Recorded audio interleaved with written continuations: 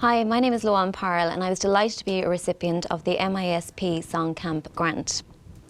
The idea behind the grant was to give as many jobs as possible to all of those working in the music industry who were affected by COVID-19 and brought to a halt. So my proposal for the Songcamp was to have a 3-day songwriting workshop, write 3 songs in a 3-day period with Geoff Warner-Clayton and Thomas Donoghue, and then by the end of the process to have 3 recorded, mastered, finished tracks. My name is Thomas Donoghue. I'm a producer, engineer from Kilkenny. Yeah, basically I make recordings and do mixes for a living. My name is Geoff Warner-Clayton. I'm a professional keyboard player, songwriter, producer. I've been working in the industry for over a decade now. I was very fortunate to get the opportunity to record Luan's last album.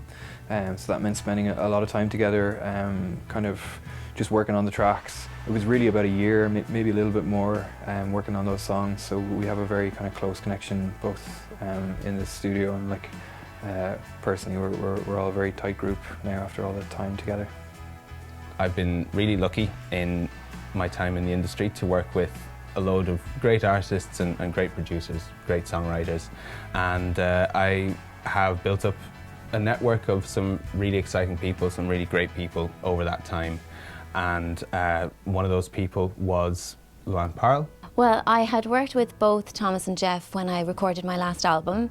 Thomas produced and engineered my album and mixed it, and Geoff played keys. So I knew the guys were amazing and I knew it was going to be brilliant, but to be honest, it exceeded all my expectations.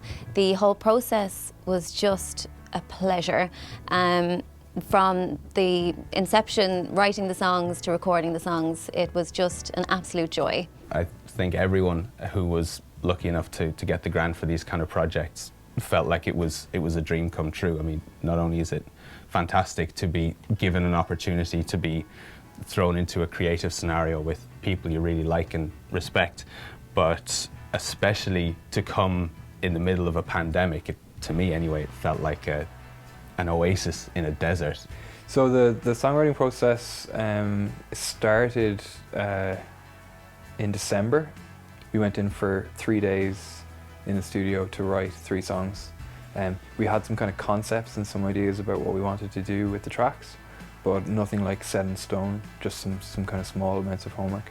And then once we get in, we pretty much try to do 1 song a day, and just be really focused on the theme of the song and what the song means to us and what we're trying to convey to other people. So that's something that you don't normally get to put so much attention onto. I think we really focused in on the home base of the track. To be honest, I thought it was going to be challenging, but it was absolutely brilliant. It was totally fine. We managed, we coped.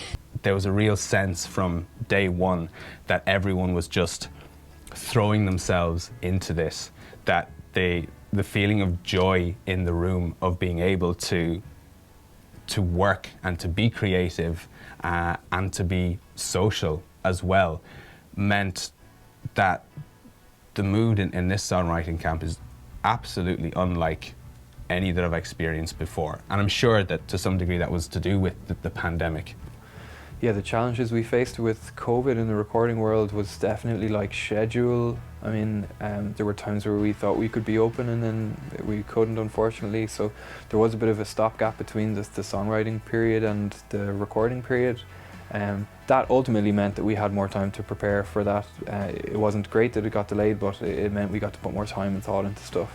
In terms of the actual recording, I mean, it's a very different environment now, having to wear masks and be socially distant and be very wary of everyone's personal space and apply the rules to the studio.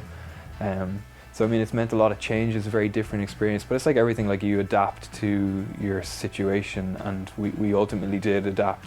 Maybe having microphones and setups at home wasn't something that everyone had, that ultimately everyone ended up getting. So it meant that we could throw ideas back and forth and then kind of collaborate before we were actually in a room together. Well, the biggest challenge was when we were brought to a halt again. So we had just written the songs and we were so excited, couldn't wait to record them.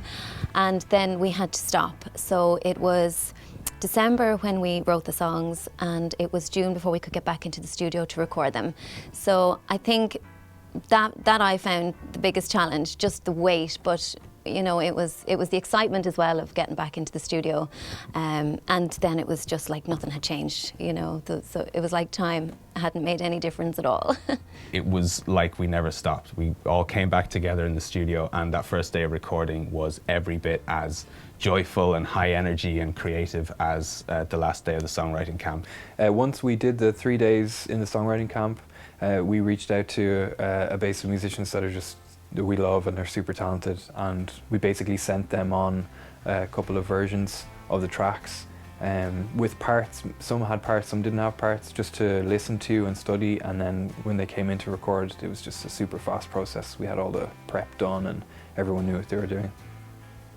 What resulted was actually this rush of creativity, and definitely some of the work that I'm proudest of to date. The whole thing felt so charged with creative energy, and the songs that resulted, I feel, are so good, and I'm sure that that energy had a lot to do with it.